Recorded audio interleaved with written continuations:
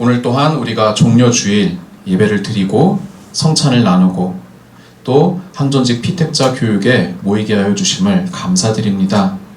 오늘 또한 비록 짧은 시간이지만 우리가 신앙 고백에 대하여서 여러 요리문답들에 대하여서 함께 공부하고 또 생각을 나눌 수 있는 귀한 시간이 되게 하여 주시옵소서. 감사드리며 예수님의 이름으로 기도드립니다. 아멘. 네, 오늘은 별도의 유인물이나 PPT 없이 저희가 좀 교재 중심으로 좀 가겠습니다. 교재 다 가지고 오셨죠? 네. 네, 오늘은 필기도구를 조금 준비해 주시고 몇 가지의 좀 줄긋고 같이 생각해 볼 부분들을 함께 나눴으면 좋겠는데요. 7과 그리고 8과 함께 보겠습니다. 7과 요리문답 그리고 8과 21세기 대한예수교 장로의 신앙고백서에 대한 얘기인데요. 여러분 지난번에 어떤 내용으로 강의 들으셨는지 기억나시나요?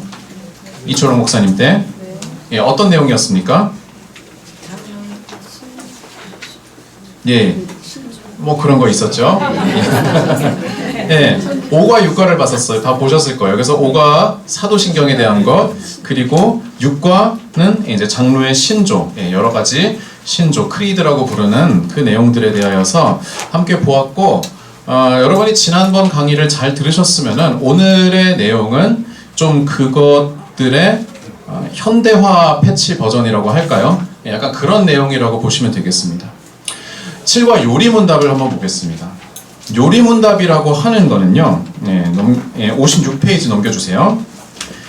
요리문답은 말 그대로 중요할 요자, 요긴할 요자와 리, 이제 교리의 리자로 해서 여러 교리가 있지만 그 중에 가장 중요한 교리들에 대한 문답, 묻고 답하는 그 형태의 그 문답서들이 존재하는데요. 여러 개의 문답서가 있지만 개신교의 3개의 가장 중요한 문답서는 한번 줄을 그어주세요. 루터의 요리문답, 그리고 하이델베르크 요리문답, 그리고 웨스트민스터 대소요리문답이 있어요. 여러분 이 중에 들어보는 거 있으신 분? 예. 웨스트민스터 다 들어보셨죠? 루터의 요리문답은? 예, 들어보셨죠? 예. 그리고 하이델베르크 들어보셨습니까? 예, 다 들어보신 분은 큰 소리로 이렇게 대답을 해주시면은 대답하지 못하신 분도 거기에 묻혀갈 수 있는 그런 은혜가 생깁니다.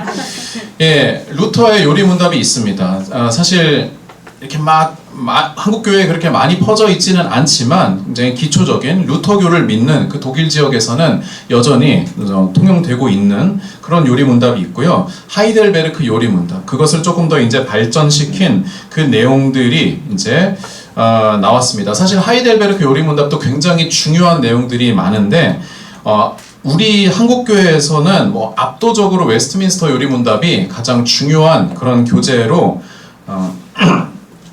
잡히는 바람에 사실 이것이 거의 이제 성경에 준하는 그러한 교리의 집대성이라고 여러분이 보시면 되겠습니다. 여러분의 자녀들이 뭐 조카들이 아니면 여러분들이 예전에 세례 입교를 받았던 그때를 기억하시면은 여러분 그 내용이 세례 문답이 말하자면은 이 웨스트민스터 대소요리 문답에서 나온 게 이제 대부분이거든요.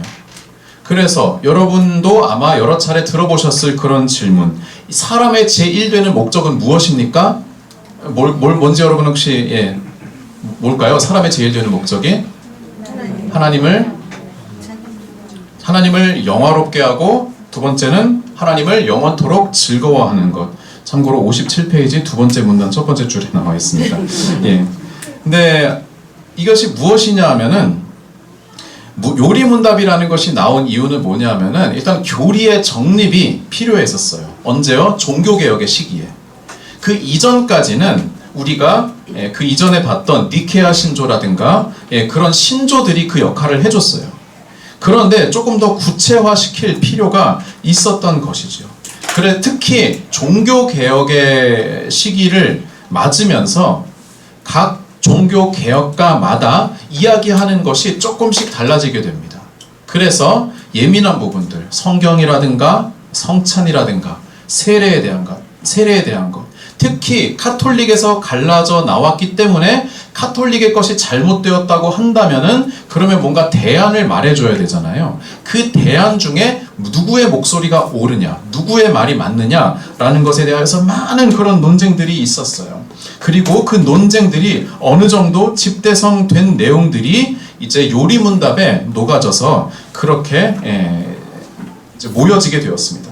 그래서 대요리문답 그리고 이제 소요리문답라고 이렇게 나와 있는데, 그 중에서도 이 이제 웨스트민스터 신앙고백, 웨스트민스터 대소요리 문답은 이제 유럽 교회에서 또 나중에 이제 사실 영국이죠. 영국에서 미국으로 나아가면서 또 미국에서 우리나라로 오면서 사실 기독교 장로교회에서 특히 가장 중요한 그런 교리서로 이제 자리매김을 하게 되었습니다. 그런데 우리가 이제 기억해야 될 것은 무엇이냐면은, 여러분이 이 요리문답이 몇 년도에 만들어졌다고 여기 써져 있나요? 1640. 예, 1647년. 그러니까 몇 년 전입니까? 헷갈리시죠? 예. 올해가 몇 년이었더라? 이렇게. 56년 예. 56년 전이요? 56년 전이면은 우리 집사님 태어나셨을 때쯤. 뭐 한 400년 정도 이렇게 봐야 되죠. 거의 400년 정도. 그러니까 400년 이전의 요리문답이에요. 400년이면은요, 여러분, 신구약 중간기가 400년이거든요. 400년이면은 우리나라 조선시대예요. 예. 우리나라 조선시대 때 만들어진 경국대전 같은 거라고 보시면 되는데, 그때 만들어진 것이 오늘날 우리까지 이어지기 때문에 여러분이 지금 요리문답을 가장 가까이서 발견할 수 있는 거는 지금 세례문답 내용이거든요. 그 내용만 보시더라도 야, 이거 조금 올드하다라고 하는 그런 인상은 받으실 수가 있어요. 어쨌든 우리나라에는 이것이 그대로 거의 들어왔습니다. 맨 밑에 문단에 보시면 56페이지, 우리나라 초기 교회에서는 장로를 세울 때 107개 문답의 모든 내용을 외우도록 했대요. 세상에. 예. 좋은 시기에 태어나신 분. 제52회 총회에서 교리로 채택하여 헌법에 수록이 되었습니다. 예, 요리문답에는 어떤 내용이 있을까? 여러분이 기억하실지 모르겠지만 저희가 코로나 기간에 영암학당을 이 요리문답으로 했었어요. 한 적이 있었어요. 그래서 저희가 과감하게 좀 시도를 해서 이 요리문답이 여기 나온 것처럼 107개의 문답이 있는데, 이 107개의 문답을 그룹화해서 이제 목사님들이 돌아가면서 한 꼭지씩 맡아서, 한 챕터씩 맡아서 이렇게 강의를 했었는데, 지금도 저희 홈페이지에 아마 올라가 있을 거예요. 그래서 그거를 한번 궁금해하시면은 한번 좀 참고해서 보시면은 많은 도움이 되실 겁니다. 사실 우리가 기독교에서 신앙생활을 하면서 교리에 대한 부분을 많이 모르는 것 같다라고 스스로 이렇게 인식을 하시기도 하시고, 또 뭐 교회학교 선생님 하시는 분들은 특히나 더 많이 그거를 느끼실 때가 있을 거예요. 애들이 뭘 물어보는데 근데 선생님 나도 좀 헷갈리는데 하는 그런 부분. 뭔가 들은 건 많은데 그러면은 제일 정형화된 그런 가르침은 무엇인가에 대한 질문, 이거를 궁금해하실 때 이 요리문답을 참고하시면 많은 도움이 되실 것입니다. 그래서 57페이지 앞에 보시면 요리문답은 문장이 아주 간결하고 핵심적으로 표현되어 있으며 단계적으로 이해할 수 있게 되어 있는 훌륭한 교리서입니다. 교인들에게, 특히 젊은 사람들의 성경 연구와 신학 연구에 도움을 주는 귀한 책임이 분명하다. 요리문답은 인간의 목적, 성경, 하나님, 예수 그리스도, 성령, 구원, 십계명, 성례, 기도, 주기도, 이렇게 107개의 문답 내용으로 정리되어 있습니다. 참고로 지금 여기에 나와 있는 인간의 목적부터 쭉 나와서 기도, 주기도의 그 순서, 그리고 거기에 나와 있는 내용들이 지금 신학대에서 가르치는 조직신학의 커리큘럼과 거의 일치해요. 여러분이 들어보신 기독론, 신론, 성령론, 구원론, 그런 얘기들이 이 가운데 어떻게 보면 다 녹아져 있는 거라고 보시면 되겠습니다. 지금 이 요리문답을 다 다루지는 않겠지만, 근데 그 흐름만 이렇게 좀 보겠습니다. 가장 처음은 어떻게 시작할까요? 두 번째 문단, 사람의 제일 되는 목적부터 시작을 합니다. 하나님을 영화롭게 하고 영원토록 그를 즐거워하는 것이다. 인간의 목적이 이거라는 것이죠. 그리고 사람이 하나님을 영화롭게 하기 위해 주신 법칙이 뭐라고요? 성경이다. 그렇기 때문에 우리가 성경을 보는 겁니다. 두 줄 밑으로 내려가서, 그러면 하나님께서는 어떤 분이신가? 하나님이 어떤 분이신가의 내용이 4번째에서 6번째 문항까지 나와 있는데, 그 다음에 이제 예정에 대한 얘기가 나오고요. 그리고 예정을 실행하실 때에 그 밑에 줄 창조와 섭리로 하신다 라고 이렇게 나와 있어요. 그리고 좀 더 밑으로 내려가면은 자유의지를 하나님께서 주셨는데, 그 자유의지를 우리가 잘못 사용하는 바람에 어떻게 됐어요? 타락했고 그것이 죄다 라고 이렇게 넘어갑니다. 그리고 이렇게 쭉 넘어가서 밑에서 3번째 줄 진노와 저주 아래에 놓인 그 인간의 상황을 여기에서 밝히고 있죠. 그런데 그 다음은 순서상 누가 나와야겠어요? 진노와 저주 다음에는 구원이 나와야 되는데, 구원하시는 분이 누구? 예수님이 나오시죠. 58페이지 2번째 줄. 예수님을 구속자로 정하여서 이 땅에 보내주셨어요. 그리고 2번째 문단, 우리가 그리스도께서 값주고 사신 구속에 참여하는 자가 됩니다. 그래서 구원의 과정에 대해서 또 요리문답을 통해서 밝히고 있어요. 그리고 이제 3번째 문단을 보시면 이제 사람이 할 일이 있다. 구원받은 다음이에요. 사람은 하나님의 요구에 순종해야 한다. 그리고 그 요구사항이 어디에? 10계명에 나와 있다 라고 이렇게 나와 있어요. 이 계명은 도덕법이니 신약시대에도 유효하다. 그리고 그 문단의 밑에서 2번째 줄에 보면은 10계명은 내가 죄인임을 깨닫게 하는 것이다 라고 그렇게 나와 있습니다. 여러분, 사실 이 문단에 대해서는 좀 새로운 해석들이 많이 들어갈 수가 있어요. 요즘 들어서는 구약의 율법이 단지 죄를 깨닫게 하는 도구 이외에도 여러 가지 기능이 있다. 특히 하나님의 말씀, 하나님의 나라를 보여주는 데 있어서 구약의 율법이 굉장히 중요한 역할을 한다라고 많이들 강조를 하고 있어요. 사실 그동안에 이 소요리 문답의 시대와 그 이후 몇백 년 동안에는 신약이 많이 강조됐거든요. 은혜로 구원받는다 라고 하는 것이 많이 강조되었고, 10계명은 그럼 뭐냐? 죄를 깨닫게 해주는 것이다. 그럼 여러분 이렇게 생각할 수 있지 않을까요? 난 죄인인 걸 깨달았는데 저 죄인 맞아요. 그럼 10계명은 굳이 필요하지 않는 거 아닌가요? 라고 생각을 할 수 있지만 그렇지 않다는 것. 10계명을 비롯한 구약의 율법들에는 하나님의 생각과 하나님의 이 인생과 사회를 향한 방향성이 나타나 있다는 것. 그것이 사실은 굉장히 중요한, 좀 새롭게 우리가 여기에 추가를 해야 되는 그런 부분들이긴 해요. 구원의 은총을 입은 길 가운데 첫째가 58페이지 마지막 문단, 생명에 이르는 회개이다. 그리고 다음은 외형적인 요소들로 말씀과 성례전과 기도를 통해서이다. 말씀, 성례전, 기도를 통해서 우리가 은총을 입는 것이죠. 그래서 말씀에 대한 얘기가 나와요. 성경에 대한 얘기가 나오고, 다음 문단 성예에 대한 얘기가 나옵니다. 개신교에서는 그러니까 우리가 성예 중에서 2가지를 지키고 있습니다. 그것은 무엇입니까? 세례와 성찬식을 우리가 지키고 있어요. 참고로 카톨릭에는 그보다 더 많은 성사라고 하죠. 그 성사들이 이렇게 있는데, 고해성사, 견진성사 이렇게 쭉쭉 있는데, 그런데 그 중에서 이제 루터 때부터 다 지우고 성찬과 세례만 남겨놓습니다. 그래서 그 의미가 더 중요한 거예요. 개신교회는 세례에 대해서 이제 우리가 잘 알고 있지만 이 내용을 지금 알려주고 있고요. 또 오늘 우리가 함께 나눈 성찬에 대한 이야기가 뒤를 잇고 있습니다. 그리고 나서 기도에 대한 이야기가 또 쭉 진행되고 있고, 그 기도 중에서 예수님 어떻게 기도하는지 모르겠어요 라고 했을 때 예수님께서 딱 내놓으신 기도의 모범이 무엇입니까? 주기도죠. 마지막 주기도를 이제 설명하는 것으로 끝을 맺습니다. 그래서 지금은 뭐 번갯불에 콩 구워 먹듯이 그렇게 빠르게 요리 문답에 대해서 이렇게 살펴보았는데, 여러분 코로나 기간 중에 그 요리 문답에 대한 영화막당이 제가 보기에도 되게 잘 나왔거든요. 저희가 강의한 것이지만. 그래서 한번 요리 문답은 어디서든지 그 책을 쉽게 구할 수 있으시니까 한번 그거를 같이 보시면서, 뭐 영어로나 같이 나와 있는 것도 있고 해설이 같이 나와 있는 것도 있고 많이 있어요. 그래서 한번 참고를 하시면은 여러분의 신앙생활에 되게 많은 도움이 될 거라고 생각을 합니다. 그런데 아까도 말씀드린 것처럼 문제는 뭐냐면은 이것이 언제 만들어진 거라고요? 400년 전에 만들어진 거예요. 그렇기 때문에 물론 디테일한 부분에서의 그런 차이는 우리가 인정하죠. 그런데 문제는 뭐냐면은 400년 전에는 교회 내에서 전혀 문제가 되지 않았던 것들이 400년 후에는 문제가 되기 시작하는 그런 요소들이 있더라는 것입니다.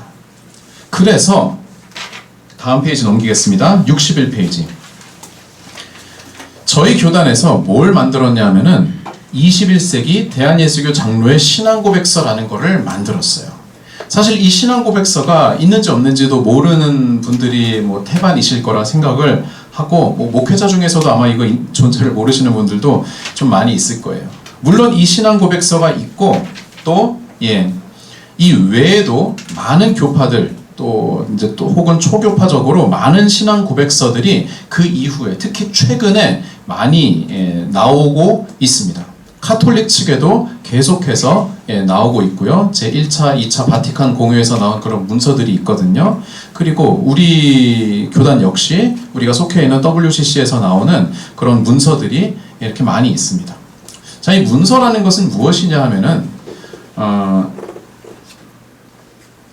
쉽게 말해서 지금 이제 62, 63페이지에 나와 있는 이건 이제 간추린 버전인데 그런 것들이 있는데요.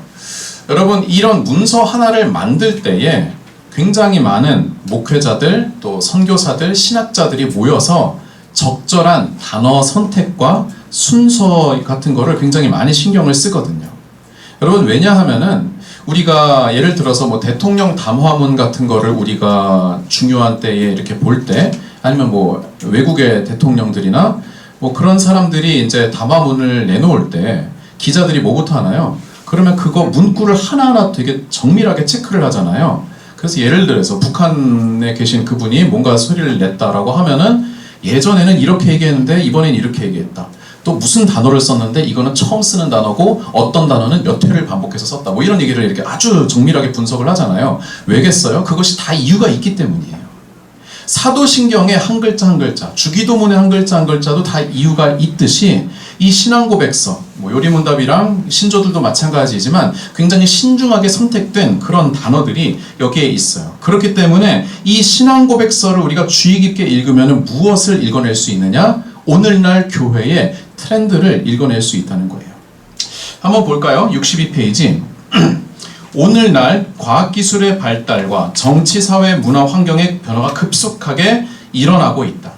시장경제 원리, 신자유주의의 지구화와 기술과학의 지구화, 특히 지식정보화와 정보기술의 혁명 및 인간복제를 포함한 생명공학의 발달과 사이버 세계의 확산으로 북방구, 남방구는 그 어느 때보다 삶의 질에 있어서 괴리와 소외와 경제적, 한번 쭉 읽어보세요. 같이. 문화적, 종교적, 정체성 위기를 경험하고 있다.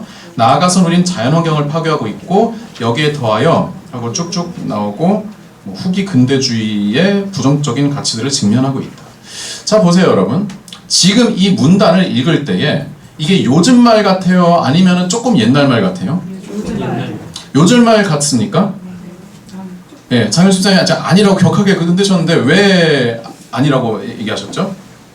여기 보면 후기 근대주의도 나오고, 예. 그다음에 뭐 여기 보편적이고 객관적인 사도적 신앙 내용 이런 것들이 예. 요즘 쓰는 단어. 그렇죠. 예. 그리고 참고로 이제 밑에 97년에 써졌다라는 그런 힌트도 있습니다만, 그런데 여러분 하나 더 보세요. 이 중간에 예를 들어서 네 번째 줄에 사이버 세계의 확산 이런 말 요즘에 쓰나요? 아니죠. 지금은 여러분 AI 인공지능을 얘기하는 시대고 97년도에는 이 얘기를 썼겠죠. 사이버 세계. 또 신자유주의도 사실은 되게까지는 아니지만 조금 옛날에 한 거고, 지구화라는 표현. 예, 그때 이제 우리나라에서 국제화, 세계화가 좀 이제 트렌드가 됐잖아요. 예, 그리고 인간 복제를 포함한 생명공학의 발달. 이거는 뭐 조금 더 있겠지만, 그래서 뭐 후기 근대주의, 포스트 모더니즘이라는 말도 요즘에는 잘 안 써요. 요즘은 이제 MG로 이제 넘어가고 있고, 뭐 그런 것들을 봤을 때 이것도 지금 이미 많이 옛날 버전이 된 거예요. 예. 9세대화 된 거예요, 사실 이것도. 21세기라고 했지만 사실은 20세기에 쓰여진 그런 신앙 고백서예요. 그렇기 때문에 최근에 나온 그런 신앙 고백서들, 아마 이 책이 개정판이 나온 이후에 나온 그런 신앙 고백서들도 있는데, 그것들도 한번 기회가 되면은 우리가 한번 내가 좀 더 공부해 보겠다라는 그런 마음으로 요즘 세계 교회의 트렌드가 어떠한 것인지를 좀 더 깊게 보실 수 있을 것 같아요. 아무튼 어쨌든 그래도 20세기에 우리의 선배들이 20세기가 우리 선배들이네요. 예. 예, 어떤 결의를 했는지, 그때 한국 교회가 무엇을 중시했는지 한번 이거를 통해서 우리가 한번 발견해 분석해보는 그런 시간을 잠깐 가지겠습니다. 자, 예배용입니다. 원 버전은 이것보다 조금 더 긴데 예배용 일단 간추린 부분을 우리가 보겠습니다. 우리는 성부, 성자, 성령 삼위로 거하시며 사랑과 생명의 근원이시요 찬양과 예배를 영원히 받으실 한 분 하나님을 믿습니다. 성부 하나님은 창조자시고 섭리자시고 구원자이시고 온 인류와 만물을 영원한 사랑과 생명의 교제로 부르시는 분이심을 믿습니다. 자, 여러분, 이 1번에서 반복되는 두 개의 단어가 있어요. 하나님 이런 거 말고 뭐가 있을까요? 네? 그렇죠. 사랑과 생명이 두 번 반복해서 나와요. 이런 게 사실은 좀 포인트인데 이때 당시에 많이 교회에서 이것이 필요하다, 1번에 맨 앞에 놓을 정도로 이것이 중요하다라고 여겼던 포인트가 바로 사랑과 생명이라는 거예요. 사랑, 우리가 너무나도 잘 알고 있는 개념이지만 이제 하나님 사랑과 이웃 사랑 우리가 그렇게 알고 있지만, 그러나 교회가 그동안에 사랑이 부족했다라고 하는 그러한 자책이 거기에서 들었을 것이고, 생명이라는 것은 무엇일까요? 그러면 사실 이 생명은 조금 더 포괄적인, 그냥 우리의 육체적인 바이탈 사인을 말하는 것이 아니라 조금 더 포괄적인 그런 내용으로 뒤에 사실 생명이라는 얘기가 굉장히 많이 나오거든요. 그리고 한 가지 뒤이어 몇 번 더 반복될 단어가 창조라는 그런 단어도 나오는데, 이 생명, 창조 이런 얘기들이 이제 좀 많이 나올 겁니다. 자, 2번 갈게요. 우리는 하나님의 선한 창조세계 나왔어요. 사단의 유혹에 빠져 죄에 빠져 타락한 인간 때문에 파괴되고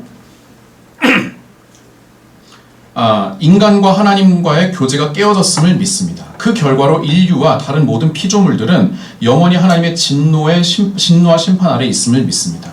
자, 이건 지금 뭐에 대한 얘기예요? 인간이 죄를 지어서 아까 요리문답에서 잠깐 본 것처럼 하나님의 저주와 심판 아래 있다라고 하는 그 구도를 지금 얘기하는 거죠. 그런데 여기에서 한 가지 특징은 뭐냐 하면은요, 요리문답 때 그 시대엔 없었던 게 하나 들어갔어요. 뭐냐 하면은 온 인류가 진노와 심판 아래에 있다. 여기에 하나가 더 들어갔습니까? 뭐가 들어갔을까요? 다른 모든 피조물들이 들어갔어요. 그리고 이번에 맨 위에도 하나님의 선한 창조세계가 사단의 유혹에 빠져 타락했다고 나와 있어요. 인류가 타락했죠. 근데 인류뿐만 아니라 창조세계도 지금 인간 때문에 파괴되었다라는 게 들어갔습니다. 여러분, 어떤 뉘앙스인지 아시겠죠? 20세기의 교회가 무엇을 중시했는지, 그것은 인간이 죄를 지어서 타락했다는, 너무나도 그건 2000년 넘게 계속된 그러한 당연한 얘기고, 인간 때문에 모두 타락됐다? 창조세계도. 그래서 1번에 이걸 얘기 못했었는데 1번에서도 밑에서 두 번째 줄, 온 인류와 만물을 영원한 사랑과 생명의 교제로 부르시는 분이다. 이 영원한 교제 안에 인간뿐 아니라 모두 들어가 있어요. 만물, 이 만물, everything, 모든 창조 세계가, 동물, 식물, 광물, 자연 세계가 다 거기에 하나의 코이노니아, 하나의 교제 안에 들어간다라는 그러한 새로운 시각을 우리에게 주고 있어요. 그래서 요즘 오늘날의 그런 특별히 더 강조되는 그런 주제가, 세계적으로 강조되는 주제가 친환경, 에코잖아요. 그래서 점점 그 규제가 강해진다는 거를 지금 뭐 사업하시는 분들은 더 잘 아실 텐데, 그런데 그 포인트에서 교회도 이제 나 몰라라 할 수가 없게 되는 거예요. 창조세계에 있어서 기독교가 하지 못했던 그런 부분들에 대해서 반성하고, 그리고 우리가 함께 해나가야 한다. 자연보호도 옛날 말이죠, 여러분. 이제 환경보호, 환경을 보존하는 그러한 움직임이 그리스도인으로서 세상 속에서 좀 더 올바르게 살아가기 위한 이제 플러스 원이 옵션 사항이 되는 것이 아니라, 성경적으로 하나님의 뜻을 지키는 것이, 환경 보존하는 것이 하나님의 뜻을 지키는 것이고, 반대로 말해서 환경을 파괴하는 모든 행위는 영적인 죄에 속한다라는 것을 우리가 사실은 좀 기억해야 돼요. 3번 넘어가겠습니다. 우리는 하나님의 지혜와 말씀으로 영원히 거하시며 성령님의 역사로 동정녀 마리아를 통하여 성육하신 성자 예수 그리스도를 믿습니다. 자, 우리는 예수님을 믿습니다라는 짧은 문장을 굉장히 부풀렸죠. 부풀린 이유는 중요한 것들이 거기 들어가기 때문이에요. 하나님의 지혜와 말씀으로 영원히 거하시는 예수님, 성령님의 역사로 동정녀 마리아를 통해 성육신하신 예수님, 그 예수님을 우리가 믿는다는 겁니다. 부연 설명이 나와요. 예수님은 참 하나님과 참 인간으로서, 이게 왜 중요하냐면은 예수님의 신성과 예수님의 인성을 부인하고 부정하는 많은 이단들이 계속해서 나오고 있기 때문에 이거를 한 번 더 짚어주는 거예요. 십자가에 달려 죽으시고 부활하심으로 인간과 모든 피조물을 구속하시고, 여기 또 한 번 나옵니다. 피조물. 하나님과 영원한 교제를 회복하신 화해자요 중보자이심을 믿습니다. 4번, 우리는 생명의 부여자이시며, 생명 또 나왔어요. 성부와 함께 천지를 창조하시고 영원히 예배와 영광을 받으실 성령님을 믿습니다. 자, 이거 짧게 말하면 뭐예요? 우리는 누구를 믿는다고요? 우리는 성령님을 믿는데 그 성령님이 어떤 분이냐? 생명의 부여자시다. 성부와 함께 천지를 창조하신 분이고 영원히 예배받을 분이시다 라고 하는 성령님의 그 정체성을 지금 얘기하고 있어요. 성령님은 복음에 대하여 믿음과 소망과 사랑으로 응답하게 하시며 하나님과 새로운 교제를 이루게 하시고 또 만물을 새롭게 하시는 분이심을 믿습니다. 즉 우리가 이 계속되는 이 만물, 피조세계에 대한 그런 언급이 나오는 이유는 결국에 20세기의 그리스도인들이 그동안에는 교회 안에서만 우리가 잘 믿고 교회 안에서 구원받고 천국 가는 데에서 이제는 그 경계선을 뛰어넘어서 세상 가운데 세상이 구원을 받고 세상이 하나님과의 교제를 회복하는 데 이를 수 있도록 그 사업에, 그 사역에 교회가 이제는 적극적으로 함께 해야 한다는 것을 지금 보여주고 있어요. 5번, 우리는 교회가 하나님의 백성이요. 자, 이제 주제는 교회입니다. 5번은 이 세상에 현존하는 그리스도의 몸이요 성령님의 전임을 믿으며. 자, 교회는 백성이고요, 몸이고요, 전입니다. 성도의 교제 가운데 하나님이 임재하심을 믿습니다. 자, 교회에 대한 부연 설명이 또 나옵니다. 모든 그리스도인은 하나님의 나라를 이 땅 위에 실현하고요, 하나님의 영광을 위해 예수 그리스도의 성육신의 삶을 실현하고 복음 전도와 정의, 평화, 창조 보존의 사명을 받았음을 믿습니다. 자, 여기 아예 적극적으로 직접적으로 교회가 뭘 해야 되는지를 지금 밝히고 있죠. 하나님의 나라를 실현하고 성육신의 삶을 실현하고 복음 전도, 정의, 평화, 창조 보존의 사명을 받았음을 믿습니다. 자, 여기 또 일단 복음 전도까지는 우리가 잘 아는 얘기예요. 그런데 그 뒤에 정의, 평화가 거기에 끼어든 거죠. 여러분, 사실 정의, 평화를 교회에서 이야기할 때 흔히 우리가 그동안에 우리나라 사회 같은 경우에는 교회에서 정의와 평화를 얘기한다고 하면은 민중신학의 영향을 받았을 가능성이 크다. 그리고 민중신학은 정치적으로 보통 진보 좌파이기 때문에 사실 기존 교회에서는 많이 배척을 받은 그런 표현들이기는 해요. 그런데 그렇다고 해서 그럼 정의와 평화가 왜 여기에 들어갔을까? 전 세계 교회에서 이것이 실종되었음을 우리가 깨닫고 나아가야 할 그 필요성이 발견된 것이죠. 20세기의 교회는 여러분 사실 뭘로 대변되냐 하면은 식민주의랑 대변이 되는 거예요. 유럽의 교회가, 미국의 교회가 왜 자기들끼리는 그렇게 잘 지내면서 선교지가 아니죠. 식민지에 나가가지고 거기에서는 착취하는데 교회가 왜 일조를 했는지, 그 지역 사람들의 복지와 그 생명에는 왜 무관심했었는지 거기에 대한 강력한 도전이 주로 이제 남반구 쪽에서, 남미 쪽이라든가 거기 이제 해방 신학이 아주 뜨거웠죠. 그리고 아프리카 쪽에, 아시아 쪽에, 인도 쪽에, 그런 쪽에 굉장히 이러한 목소리들이 높아졌기 때문에, 그래서 전 세계 교회의 그 회의들에 있어서 이제는 북반구가 아니라 남반구가 교회의 중심지라는 거를 서구의 교인들도 깨달을 수밖에, 인정할 수밖에 없는 그런 때죠. 20세기 들어서 유럽의 교회가 어떻게 됐어요? 굉장히 감소했음에도 불구하고 대신에 폭발적으로 늘어난 곳이 어디냐면은 이슬람. 교회 중에서 남반구 쪽에, 특히 남미 쪽에 오순절이 엄청나게 늘어났거든요. 그래서 이제 그쪽은 진짜 난리가 났는데, 뭐 아프리카 쪽도 그렇고 우리가 상상할 수 없는 한국조차도 상상하기 힘든 그런 엄청난 부흥들이 거기에서 일어났는데, 이제 사실 한국도 거기에 이제 포함되는 것이죠. 그러면서 과거의 식민지였던 나라들이 이제 교회가 이런 정의와 평화에 무관심했던 것에 반성을 불러일으키고, 이제 교회도 여기에 함께 해야 한다라는 것을 인정하며 나아가는 것이죠. 창조보전.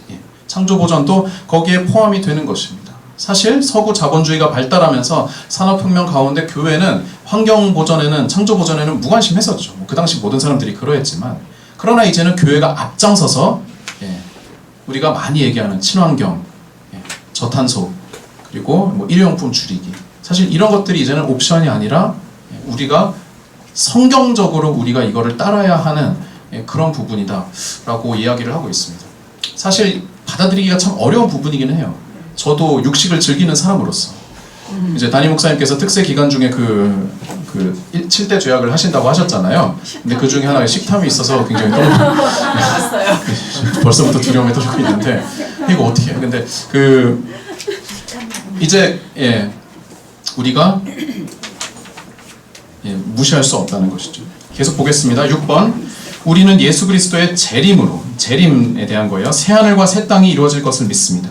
그 세계는 부활한 하나님의 백성과 새롭게 된 만물이 하나님을 예배하며, 자, 하나님의 백성과 또 만물이 같이 가고 있습니다. 사랑과 생명의 교제를, 알겠습니다. 사랑과 생명의 교제를 나누는 영원한 나라가 된다는 것입니다. 페이지 넘기겠습니다. 사명 4가지가 이렇게 들어가 있어요. 첫 번째, 우리는 교회가 하나임을 선포한다.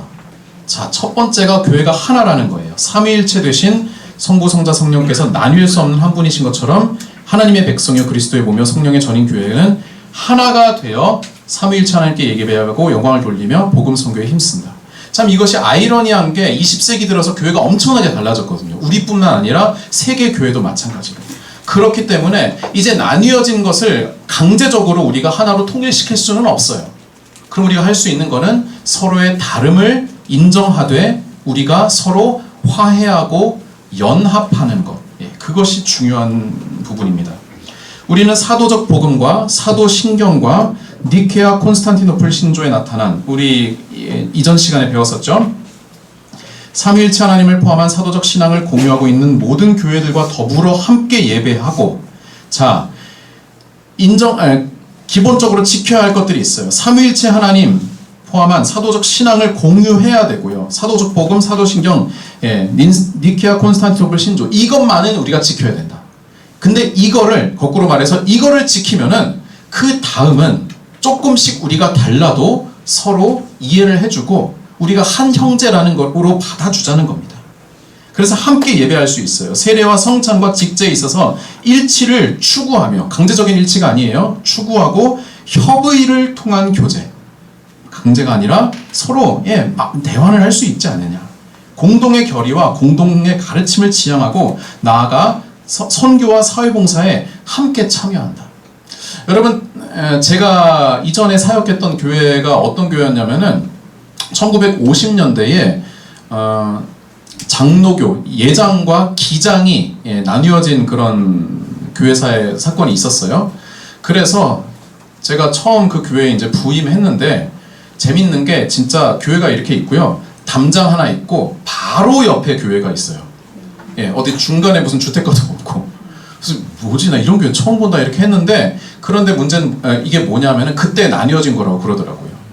그런데 재밌는 거는 그래도 이 두 교회가 이제는 서로 싸웠던 과거를 반성하지만 이렇게 그렇다고 당회도 다 따로 있는데 합칠 수는 없잖아요. 그래서 뭐 3달에 한 번씩 이렇게 연합 예배를 드리더라고요. 뭐 체육대회도 하고 저쪽도 하고. 사실 체육대회를 하면은 저희 교인이 좀 많아가지고 항상 저희가 이기긴 했었는데, 좀 그게 좀 민망했는데 아무튼 뭐 저쪽 가서 그래서 기장 쪽 예배를 3달에 한 번에 의무적으로 이렇게 들어가서 보니까 막 여러분 기장 분위기 아세요? 이렇게 뭐 예배 중에 뭐 승무 같은 거 추고 막 그러거든요. 되게 신기했어요. 약간 약간 그런 느낌처럼 이렇게 하고 분위기가 좀 싸하니까 그쪽 담임 목사님도 좀 당황하시고 약간 뭐 재밌는 그런 거를 많이 봤어요. 어쨌든 그렇게 하나가 되려는 그런 노력, 그거는 참 보기 좋다라는 그런 생각이 들었습니다. 저희 성북구 관내에서도 저기 위쪽에 경동교회라든가 또 저쪽에 성복중앙교회라든가 다 교단이 다르지만 서로 함께 모여서 성북구 교회 연합회로 모여서 함께 찬양하고 함께 예배하고 호산나 찬양대가 4월 16일에 이제 부활절 연합 예배를 꼭 이제 드릴 텐데 다 다른 교단끼리 모여서 하나님을 예배하고 또 사회봉사 같은 거 같이 하고 그런 게 참 보기 좋은 그런 모습들입니다. 예. 3번 우리는 인간과 모든 나머지 피조물들이 하나님과 영원한 교제를 누릴 새하늘과 새 땅을 소망한다. 그러나 우리는 이 땅 위에 공의와 사랑이 강같이 흐르는 사회를 건설해야 하고 하나님의 복음으로 정치, 경제, 사회, 문화를 변혁시키며 나아가서 자연을 보존하여야 한다. 예, 교회의 그 사회적인 책임을 지금 말하고 있습니다. 4번 우리는 시장 경제와 과학과 기술의 지구화, 특히 정보 기술의 혁명으로 다 이거 좀 옛날 얘기예요. 민족적 문화적 정체성이 위기에 직면한 나라와 민족들, 빈관화되어가는 수많은 대중들, 착취되고 파괴되어 가고 있는 자연세계, 인간을 착취하는 구조 악들을 사도적인 신앙으로 변혁시켜 하나님 나라를 건설해야 할 사명을 가진다. 예, 요 4번 같은 경우에는 우리가 읽으면은 아시겠지만 다 좀 옛날 표현이에요. 그렇기 때문에 저는 이렇게 권면을 드려요. 4번에서 앞에 거를 다 좀 잠깐 자르고, 예, 맨 밑에서 2번째 줄, 구조악들을 다음부터. 모모들을 사도적 신앙으로 변형시켜 하나님의 나라를 건설해야 할 사명을 가진다. 그러면 그 모모들을 우리가 오늘날에는 여기에 뭐가 들어가야겠는가? 라는 것을 고민할 필요가 있어요. 예, 오늘날의 언어로. 요즘의 뉴스와 인터넷에서 나오는 그 표현들로 한국 교회는 또 이 땅의 교회는 세계의 어떤 부분들에 대하여서 사도적인 신앙으로 변혁하고 하나님의 나라를 건설할 수 있겠는가? 지금 인공지능이 챗 GPT가 지금 이렇게 쭉 들어오고 있는 그런 상황에서 그럼 우리끼리 그런 얘기 되게 많이 하거든요. 아, 얘네들이 우리보다 설교 더 잘하는 거 아니냐. 아, 진짜로 그래요. 이게 무료판은 별론데요. 이제 그 유료판이 있거든요. 유료판 걔한테 말 걸면은 그러면은 어마어마하게 나와요. 진짜로 좀 놀랄 정도로. 예. 그리고 뭐 상담 같은 것도 애가 가능해지고. 예. 그러면은 이러한 시대에 어떻게 우리가 교회 역할은 무엇이겠는가? 지금의 트렌드는 우리 한국 사회의 가장 핵심적인 단어가 뭐예요? 고령화와 저출산 아니겠습니까? 그러면 그 시대 속에서 교회는 무엇을 해야 되겠는가? 무조건 애 많이 낳으라고 이렇게 막 기도해요? 그거 말고 해야 될 것들이 있지 않겠습니까? 환경, 양극화, 집값, 여러 가지 문제 속에서 우리가 어떠한 교회의 방향성을 제시할 것인가? 그것들을 사실 우리 각자의 신앙 고백서를 만들 필요가 있다는 것을 우리가 기억했으면 좋겠습니다. 그래서 오늘은 이러한 21세기 이런 것이 있다라고 하는 것을 좀 보여드렸고 문제가 아니라 우리의 앞으로의 과제는 앞으로 계속해서 변화되는 지금 20년 전의 신앙 고백서가 지금에 와서는 굉장히 올드한 것처럼 느껴지듯이 우리가 오늘날에는 어떠한 신앙 고백을 또 어떠한 우리가 실천을 해야 할 것인지에 대해서 좀 새롭게 고민할 것을 한번 우리가 나눠봤으면 좋겠습니다. 네. 오늘 뭐 많이 일찍은 아니지만 조금 일찍 이렇게 마쳤고요. 여러분 다음 시간에 또 이 시간에 우리가 함께 보도록 하겠습니다. 그리고 과제 아직 못 하신 분들은 좀 부탁을 드리고 필독서 3번째 제가 카톡방에 공지하도록 할 테니까 여러분 또 구매 방식이나 그거 한번 이렇게 일러주시면은 제가 처리하도록 하겠습니다. 수고하셨고 제가 기도하고 마치겠습니다. 하나님 아버지 감사드립니다. 2023년을 살아가는 오늘 2023년에 항존직으로 임직을 받을 우리 집사님들 하나님께서 함께하여 주시어서 지혜를 주시어서 그냥 타성에 젖어 지금까지 살아온 대로 신앙생활하는 이들이 되지 않게 하여 주시고 오늘날 기독교와 교회와 그리스도인들이 어떠한 삶을 살아야 하고 무엇에 관심을 보여야 하고 어떠한 실천을 해야 할 것인지 무엇과 맞서 싸우고 무엇을 포용해야 할 것인지를 지혜롭게 분별하는 이들이 되게 하여 주시옵소서. 감사드리며 예수님의 이름으로 기도드립니다. 아멘. 예, 수고하셨습니다.